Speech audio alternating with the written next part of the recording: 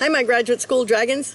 Dr. Victor here to make a video to welcome you to class and to go over a little bit that we are doing in weeks 1 and 2. As you can see, I have my Girl Scout hat on and I'm ready to take my Girl Scouts on a night hike later on tonight. So this was my short video before I did that.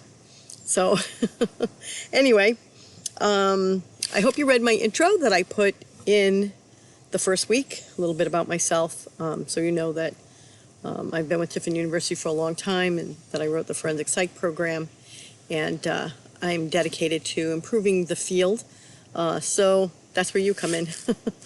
So I am quite laid back as a professor. My focus is on you and getting you to learn and have some fun while you're doing it so that you know the law, especially as it pertains to mental health. A lot of undergrad programs do not stress the law enough in their psych programs. And I feel like that's a disadvantage to students because the law touches everything in your life. As one of my forensic psych professors told me, the law tells you when you're born and the law tells you when you're dead and everything in between. So we better get used to it. So anyway, so of course the law touches mental health and if you don't like law, the law is just people being themselves doing all kinds of things. And, sometimes they get caught up in legal transactions that they didn't know about, they didn't know how to address. People just do things and, the law catches up to them and things happen. So same thing is true with mental health law, and we have evolved. So your first week you learned about deinstitutionalization, a little bit about the history of mental health law, how bad it was forever and ever and ever, and how we've gotten a lot better, and how we've evolved in the different laws that were passed. You also got an overview of the DSM. I'm sure many of you are familiar with it, but now we have the DSM-5, so we have mental disorders and a lot of things there. Another disservice that I think undergrads universities do, and this isn't a smack on you, because my own undergrad university was deficient in this regard, and one of the things I decided that when I entered the field and when I became a professor is that I was going to try and address those things so that, like on your first day as a professional, you didn't have any surprises, because guess what, you didn't learn about that as an undergrad. So anyway, so this is a continuation of what you may have already touched upon as an undergrad. So what are some of the things that I want? Number one, if you have to contact me, please text me, 419-344-3804. Look at students text me all the time. So don't feel like you're intruding or anything like that. Just text me and I'll get back to you. Emails get lost in the shuffle. You can call me, but I never check my voicemail. I'm just going to be really upfront with you about that. So texting, I always notice a text. That's the best way to go, okay? I do have a Facebook, it's Liz Victor on Facebook. You can do a friend request. And then if you want to, do a video message, we can do that as well. That's totally fine too. But text me first to let me know that you're going to do that so that we can set it up. When we post for discussions, I would really like you to just discuss. Okay, I don't want to read like another whole assignment. So just tell me your thoughts, your feelings, what you've experienced in your profession, what you felt from continuation from undergrad to grad, what you see in the world, current events, all of those kinds of things. And you should be paying attention to current events, not only for the laws that will affect you as you become a mental health professional, but also, there's some stray cats coming over here. I live on a farm, and so they're everywhere. Anyway, so you should stay up on current events because things happen every single day. You can see things in the news. You can see things that are, in research, just everywhere. Things are happening with mental health law. So please pay attention to that. And if you say something in a discussion, and just discuss. But if you want to talk about some current event or some article you read, please include that article so we can all look at it and discuss it and see what it is you're talking about. That'd be really great. But don't go on to some big like assignment-ish type thing where you need references. And I know they put that in the courses, And I designed a lot of the courses, but I never put that stuff in it. So it just got there by magic. So I would really prefer to have just a real heartfelt discussion. I will be going on vacation. It's not really vacation. I'm doing some research. I was supposed to go up to the Arctic and do some research, but I can't go into the border, So now I'm going to do northern tier of the United States and then use the Arctic. I'll have to fly up there in the winter, which will be very pleasant to do my research then, and then I'll compare northern tier of the United States to the Arctic. I'm also doing research on COVID, and I'm doing that in conjunction with 6 other researchers, 2 from Canada, 2 from South Africa, and 2 from the United States, except it should have been 5 other researchers, so I can't count either. So this week we're looking at licensing, and do check with your, if you're going to leave Ohio or whatever state you're in, because I know you're from all over the place, check the licensing of your state and see what the requirements are that they have in your state, because some states have some really interesting licensing requirements. There's that cat. She wants me to feed her. See, here she is. Oops, where'd she go? Oh, she just jumped down. Anyway, she wants me to feed her, which I always do, and so that's probably all my fault. But anyway, so check the state you're going to go to, because they have different licensing things, and there are a lot of other types of licenses that you may qualify for, like Substance Abuse Counselor 1, or in some states, they used to do, if you could pass the social work exam, then guess what? You were a social worker. And then they corrected that in Ohio, so you had to have a degree in social work to take the social work exam. But for a long time, all you had to do was pass the social work exam. It's like the law exam, the bar.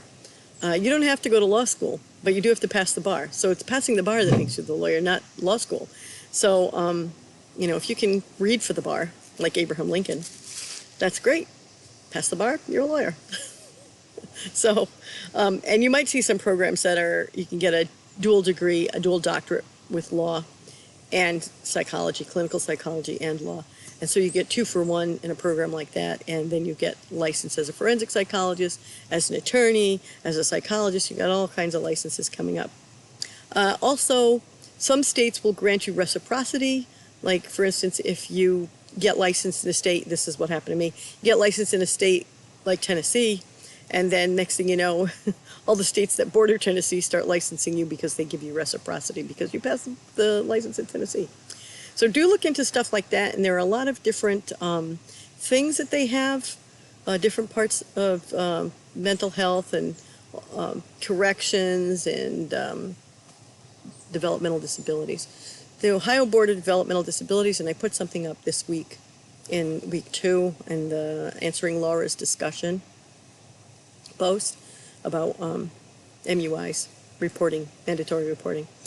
But if you send in your transcripts and your resume, things like that, to Ohio Board of DD, they have so many different types of certifications that you would qualify for. So do look into that.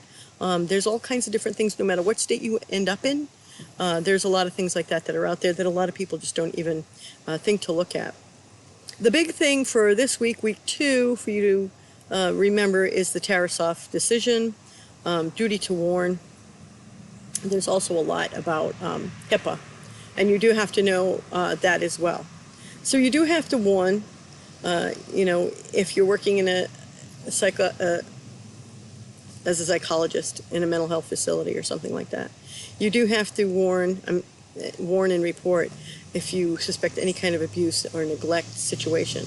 And the thing that I put up from the Ohio Board of Developmental Disability gave a lot of different instances because it's their website, and a lot of people don't realize, what do you mean by abuse? What do you mean by neglect? So it covers a bunch of different things. So they do talk about regulation this week. Regulation, like who is regulating what aspect of the field that you find yourself in, whether it's psychology or social work or whatever, who's the regulator. And we do have forensic. Ohio does have a forensic office as well. We also have a Office of Victim Services. So we have a lot of different things that are out there that you should check out when you're looking for a job, and there's just so much out there. It's very broad. This area is very, very broad, and there's a lot of different things that you should know. But you do have a duty to warn, and some states will put on extra mandates on top of that. For instance, like you have 24 hours to report for a major unusual incident, an MUI. And if you don't report within 24 hours, there's a whole host of penalties that come with that. So, as I said, I think that one of the deficiencies in psychology programs, social work programs, they don't spend enough time on developmental disabilities. That's one of my areas that I really enjoy working in, and I do have clients that I work in DD. There's an ant crawling on this chair.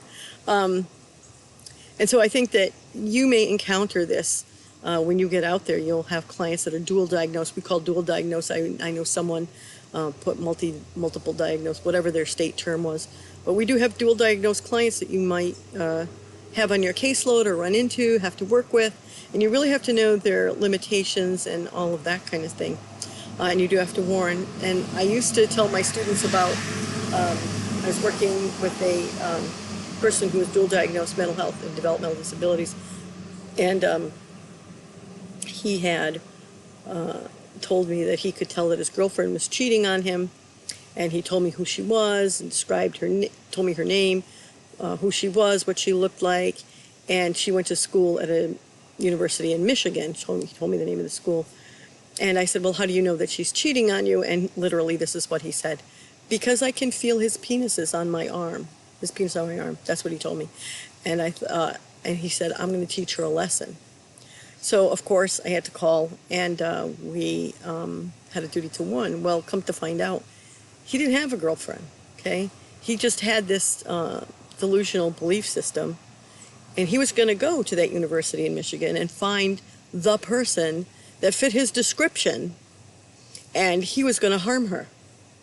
He didn't even know her. It wasn't a girlfriend. So that was a vague threat that he was making on someone that he didn't even know. And oftentimes when you have patients that have delusional disorder, especially patients that have developmental disabilities, because they don't appreciate the nature of right and wrong, which is directly out of the insanity statute, cannot appreciate the right and wrong. So that's what he was going to do. So you run into those kinds of things, and you may end up working with dual diagnosed clients, mental health and developmental disabilities, and I really think that universities should cover that more extensively. And throughout the semester, I'll be talking about developmental disabilities and that sort of thing. One of my alumni is working at the Behavioral Science Unit at the FBI. He used to be the director of the Toledo Department of the FBI, and he was working on vulnerable populations, and we often talked about vulnerable populations in terms of DD in Toledo. And DD in Toledo, there's a huge difficulty with sex trafficking. As a matter of fact, I just got a call this afternoon about it. So, yeah, so it covers a lot of forensic issues, mental health issues, developmental disability issues. So making sure that you're a mandatory reporter and you do actually do that is very important. Now, Board of DD has a system of people who go around to make sure that they check all the legal stuff in DD, and they're called SAS, S-A-S-S, SAS unit. That's the SAS unit, and they go around and check that kind of thing, any report of abuse or neglect, or especially sex trafficking. So I just want you to be aware of some of those things. We're going to cover them in more details. I will be making videos, so you'll get used to seeing that. If you have any questions, please text me, or you can call me, or you can leave a thing that says, do you have any questions? And we could FaceTime on Facebook or do whatever. So you can friend me on Facebook, Liz Victor. I'm there with the Student Research Council. And just get a hold of me. And I'm really happy to have you guys in class. I love my dragons. And, it falls upon you to change the system for the better. Okay, you are the people who are going to do that. So I want to give you the best preparation that I can. So I'll see you next video.